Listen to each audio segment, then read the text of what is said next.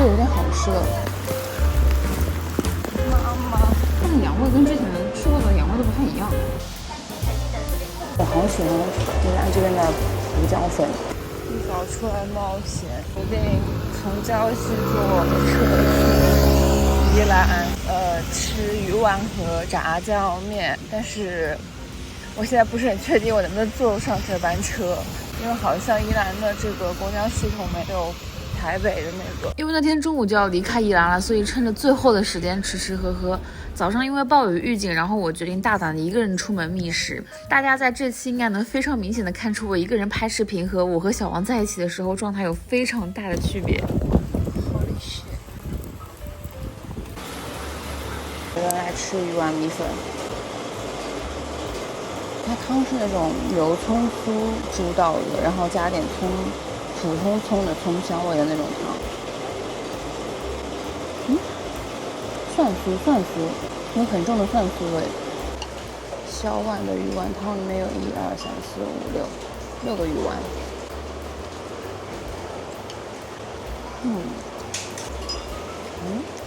它吃起来风味其实跟就刚入口的味道跟普通的那种市售鱼丸味道很类似，但是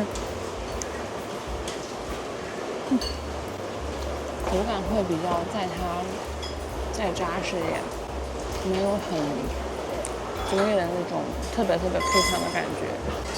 一开始跟外市售的鱼丸味道有点相似嘛，但是它嚼到最后，会有一点那种比较特别的鱼鲜味跑出来，但是不是特别重的那一种。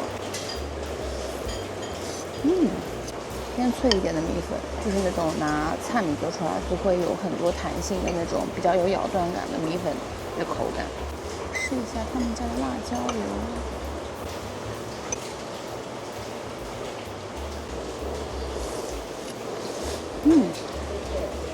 辣椒油是没有那种胡辣香气的，就是可能对有些人来说会有点苦的味道。好，谢谢啊。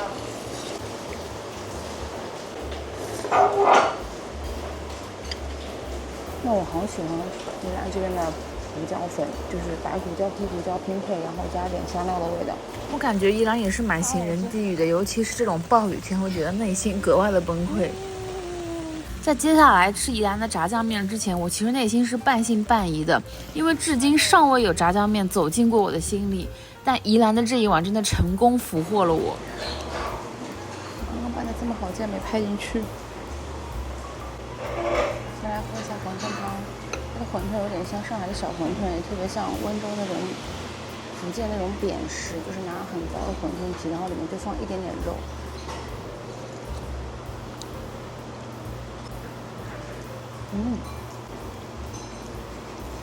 这个好好吃啊！它的汤头是有点芹菜味的，然后会有那种煮过的鱼丸的味道在里面。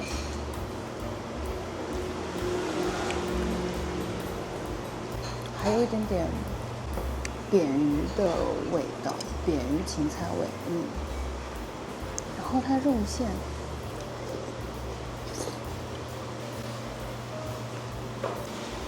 那是什么味道？一下子想不起来了。会有一点点像温州鱼丸里面的那个鱼丸调味，但是比那个淡口很多，不会腻口。什么味道？好在意，有一点点上油甜口，像是那种有鱼鲜味的西苦蛙的感觉。怎么会这样？吃下炸酱面，是不是拌的有点好看？端起来闻的时候是那种怎么说，有点像上海的八宝辣酱的那个味道，加上点葱油味。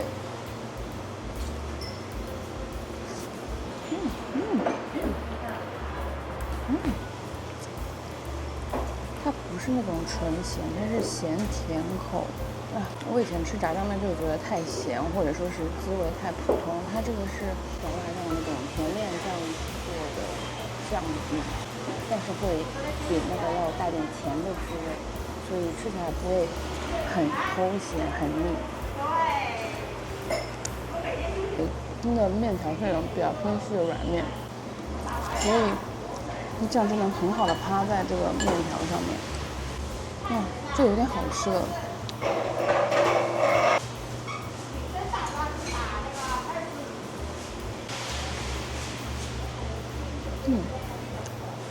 酱油是那种豆豉辣椒酱，很香很鲜甜。哇，这家确实有点东西。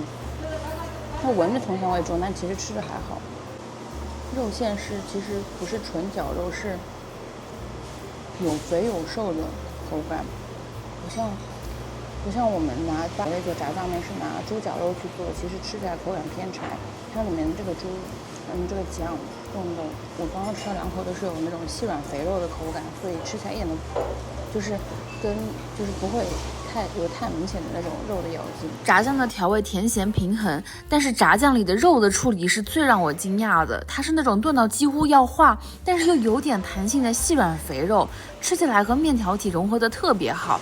偶尔咬到的当下也只觉得惊喜。更让我讶异的是，小小馄饨的内馅都能做得那么有滋有味，就宜兰美食在那一刻在我心中达到了空前的高度。这家有点好吃的。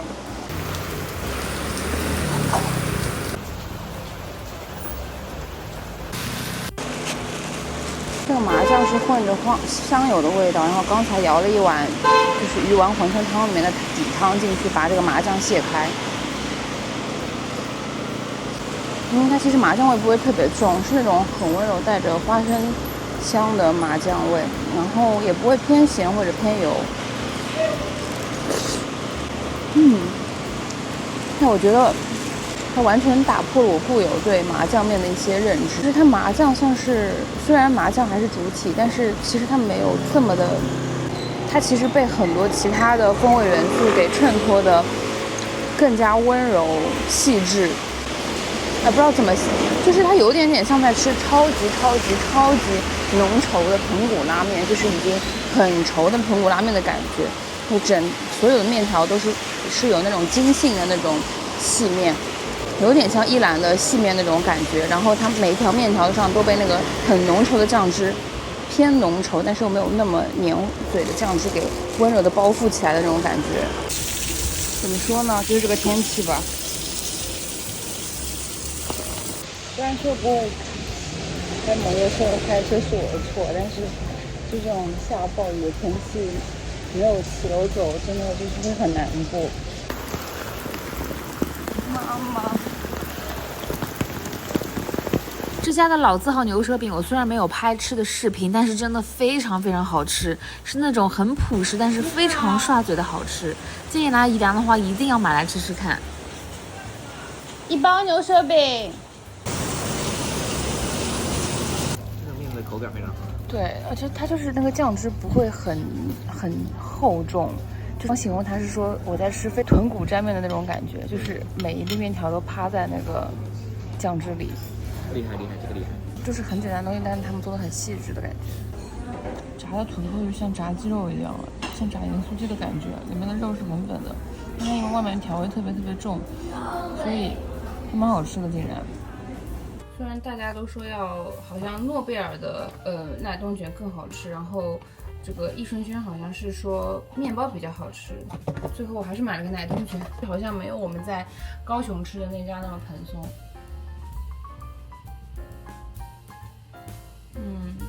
面包体做一般，难评。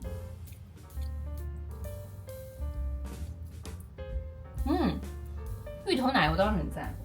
而且芋头奶油超级香的，我们之前高雄吃的那家，它那一块是芋泥，然后一点点奶油，然后蛋糕卷。它这个就是已经把芋头的味道都打在了那个奶油里，所以它的奶油不像那种奶油那么轻薄的口感，它是稍微偏软的意式奶冻那种绵软的口感，然后会带一点芋头沙沙的那种颗粒，然后它芋头香气很足，就你不会觉得像在吃芋头奶油，感觉像在吃一个就是奶油放的含量比较高的芋头泥那种感觉。吃奶冻，然后这个奶冻好像有点太扎实了，看这个质地。用刀吃真的绝了。哎呀，它这个奶冻的淀粉感太强了，而且有点黏，不是那种清爽口感的奶冻。但但是就这奶冻的口感做的稍微就反正不是我喜欢的类型。我再合在一起吃一下。我跟你说，他们家这个奶冻卷最糟糕的部分是外面的那个蛋糕，因为它蛋糕体的，我说白了吧，它蛋糕体里面是不是加科技很多了？我感觉有，我刚就想说了，就是它蛋糕粉里面那个起司粉的味道太重了，会把里面芋头奶油和奶冻的味道给盖过去。就是那个芋头奶油非常香，然后那个奶冻其实也是带芋头味，但它那个蛋糕卷的那个风味实在是过于抢戏，就是不是那种很干净醇香的那种鸡蛋和牛奶还有面粉做的那种蛋糕卷那种味道，也不像我们之前高雄吃的那家就很家常的那种手工蛋糕卷的味道，它这个反正有点工厂味。但是我觉得他们家芋头奶油很赞，你不信单吃一下那个芋头奶油。我吃了，这里面呢就单吃一下奶油，不是这个是奶冻，芋头奶油是边上那一圈。哦，哇，这个芋头味很不错。我觉得这芋头奶油是吃过比较好吃的芋头奶油，但其实合在一起吃就一般了。对，所以我能 get 到为什么有些人觉得他们家不是很好吃，就是合在一起吃的话确实不太好吃。但是分开来吃的话，我是能 appreciate 它那个芋头奶油的惊艳之处的。来吃据说宜兰特色的。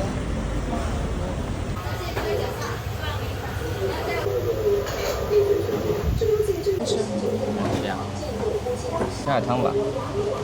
怎么没人拍我了？没关系，没关系。不要拍我，我害羞。就是很轻的，像那个馄饨汤一样的，点的猪肉味道和鱼肉味道。很轻的，没什么滋味可言，说实话。加一点，来个鱼丸，有点猪油的味道。对，猪肉味。但我今天早上喝的每一家味道都不太一样，有些是加蒜头酥和有葱酥，加芹菜，然后有些就是鱼丸好吃，鱼丸好吃吗？我来试试跟早上比有什么区别。口感不一样，这家明显口感更松软一点。对，早上我吃的那家会扎实很多。对。你对什么？你早上吃了我的鱼丸吗？我说没有吃过这么松软的鱼丸。它的鱼味蛮重的。我早上吃那家鱼丸，就是还是有一点点那种市售鱼丸的味道，然后嚼着嚼着尾韵才有鲜味。它这个其实跟市售的那种丸子味道不太一样，鱼味比较占主导。其实我不知道这样好还是不好，因为传统观念说这种丸子越是紧实越弹，说明它打的时候动作越好。不一定，真的不一定，也要根据你什么样的鱼肉来决定的。你先吃，我是凉一点。我吃，你特写一下。哎，外面还很 Q。哦，烫！哇，你这个完美纸质皮。什么口感皮？看上去像那种木薯粉做的那种有嚼劲的皮。Exactly。不是，太烫。它很黏那个口感。不是木薯粉吗？你这像醉蛙淀粉。太专业了。它是黏糯有嚼劲的。如果是木薯粉做出来的话，就是会，那很难说了。它里面的那个馅很像我们的菜肉馄饨重胡椒的味道。它里面的胡椒味很重，就是宜兰胡椒特色的白胡椒、黑胡椒味都有，葱香、菜香和肉的感觉。这是上海菜馄饨的味道。对，真的很像。除去那个胡椒部分的话，要不然这个汤像馄饨汤。这个口感就很像那种做的稍微扎实点的那种混果的感觉。对。所以应该还是木薯淀粉做的。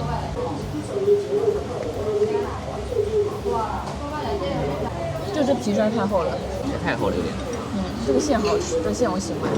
这个馅完美长在了上海小约的手背点上。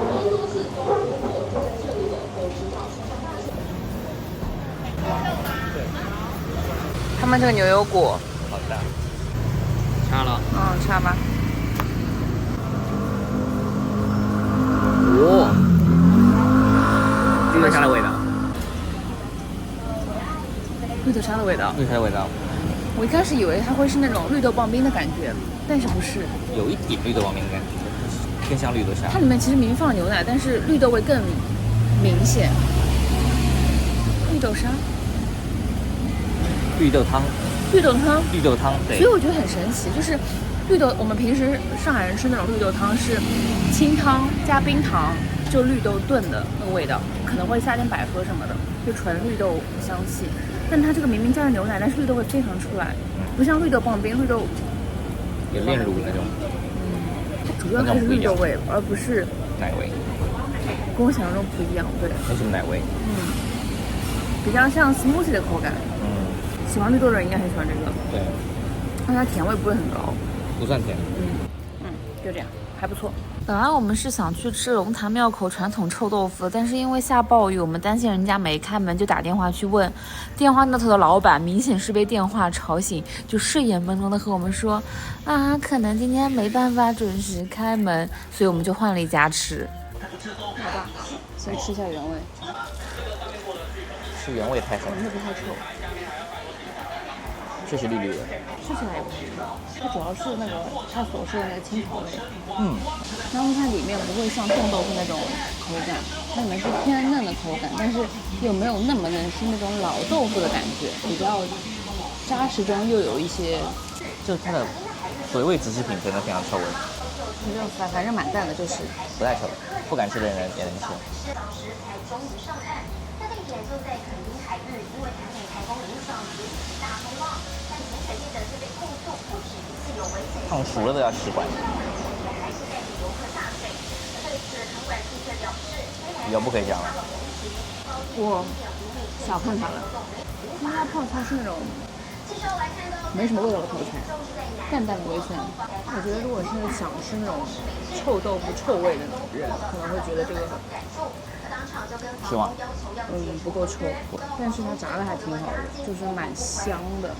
反正对我来说不够臭啦，很辣，还有普通的辣椒。I know。habanero 的味道，就 habanero。对，因为是那种带那种一点点芒果甜香味的那种。对啊，这就是他们那个特征嘛。看到吗？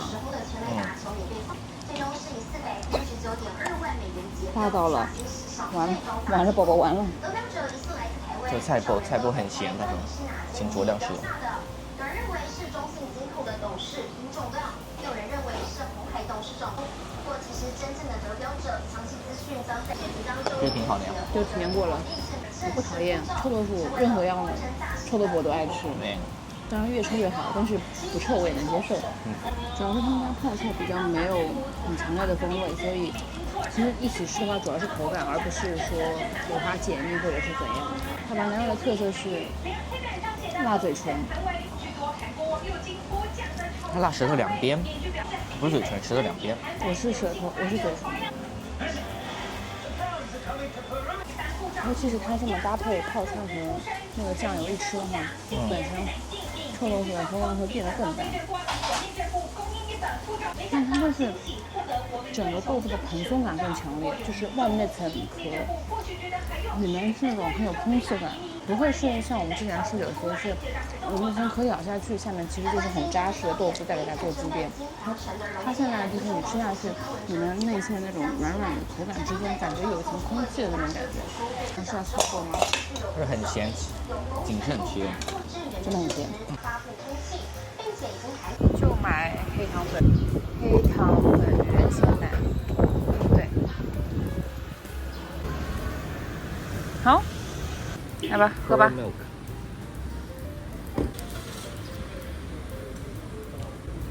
好 Q 哦，而且是用嚼不烂，嚼不烂。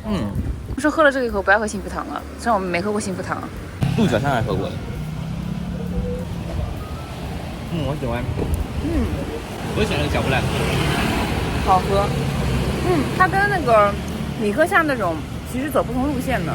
它虽然这个外层其实还是有一层，就是那个囔囔黏黏的软软的皮，但是不是那种让人很讨厌的感觉。那它珍珠本身很有味道，不是那种像是泡在黑糖浆里面时间长了以后外层的味道，而是珍珠本身就很有黑糖味。厉害。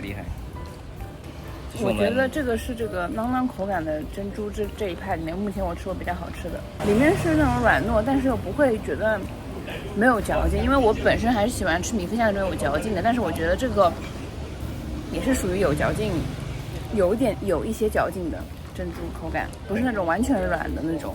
完全软算是吗？幸福糖鹿角巷应该算是吧。很多都完全软的。吃完这家就收摊。今天不小是那边。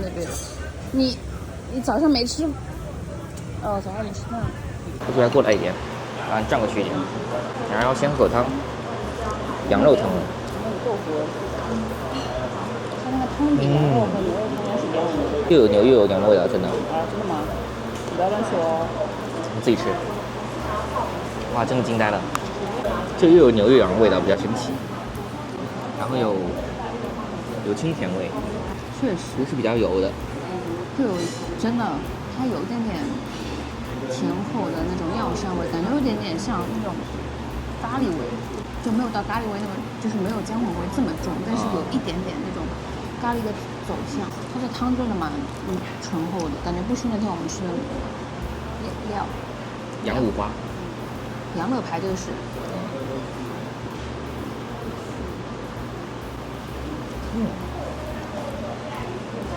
只有羊的鲜味，没有羊膻味，很厉害。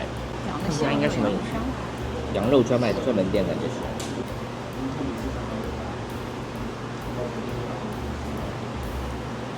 它的羊味跟之前吃过的羊味都不太一样，它的羊味有一个旺仔牛奶的那种奶味。哦。不是那种羊奶味的奶味，对，它有个一种饮料的那种奶味，怎么这样？饮料，奶。就是那种奶制品。所以我说旺仔牛奶的那种奶味，不是纯的那种正常的羊乐牌会有那种奶味。好筋道的面团。到底是它炖的时间长了以后会有这样的味道，还是羊肉自带的？你凯伦喜欢的，很筋道。那它是这样的，面体看起来是偏软的，对，但是咬下去中间有一层是筋道的内心的那种感觉。感觉是羊肉的味道，就是我刚刚描述的是羊肉自带的味道，不是炖汤的味道。这个汤里面是有一点点那种咖喱粉，不是，就是咖喱的一个走向，但是它不会让你觉得它是咖喱汤，就是它是一个隐隐约约的一个香料味去给它做了一个积淀，所以就会让你觉得吃起来不那么无聊，不会像平时吃的很多的那种红烧啊什么的。会让你觉得是差不多味精，它会让你觉得是碗不一样的汤。你再吃下这个羊肉，这块吗？不是，就选个乐牌吃。它的羊味真的跟普通羊排的羊味不一样，像那个奶味，真的很奶，鲜甜味那种，确实不膻，而且感觉带皮的部位那个味道会更重一点，还蛮值得吃的，我觉得。蛮好吃的，不知不觉可以吃一整碗，比台北大部分牛肉面便宜多了。我吃一口哈。台北大部分牛肉面都是200往上走的，这碗就160。真的，你仔细吃，它真的有股奶味。不是奶味，我再说一遍，你不会说我的牛奶是牛奶？反正很甜，对，它的肉有一股非常神奇的鲜甜味，而且不是一般羊肉没有的。对，我反正没有吃过这种味道的羊肉。倒是也没说自己是什么产地的羊肉。因为这家辣椒完了，我们光顾着吃辣椒忘记放了。好。辣椒很一般。这个是那种醋辣椒吗？醋辣椒。你自己再舀点嘛，感觉挺搭的，跟这个汤。他拿那个白醋腌制的辣椒，我给你找一找，料理一下。其实我觉得宜兰总体来说还是蛮好吃的，感觉这边有点特色。就它可以把一个非常细微的小东西都做得让你觉得极致。这边其实很多店都做那些比较冷门的品项，比如说卤肉。这个是宜兰特色。对啊，很多店要做，所以我们因为很多店没去过，所以可能每家店做出来也不太一样。我们只能代表我们去吃的那一家的。不是，我是想说，就是我说的普通的东西是指炸酱面、麻酱面这种很普通的品相，看似普通的品相，还有馄饨汤。很多老店还有它的秘方，可能有他们的有一手还是。或者说起码他们是用心去做的。其实我觉得用心做很会能做好，但是就是有些现在很多餐饮业就是不愿意去用心去弄好每个东西，因为它很费功夫嘛，其实。而且我也不是很确定是不是每个人都能，就他们的努力是不是能被每个人感受到。对，我觉得每个人其实都是能感受到，当他对有吃没有不到他，对，尤其是很多人，我觉得他比如说他本地人，他去了外面发现吃不到这个味道的时候，他其实才能真正的感受到自己原来对家乡做的会有心在福中不知福的，有时候会有这样子。尤其我们这种漂泊在国外的更加能感同身受。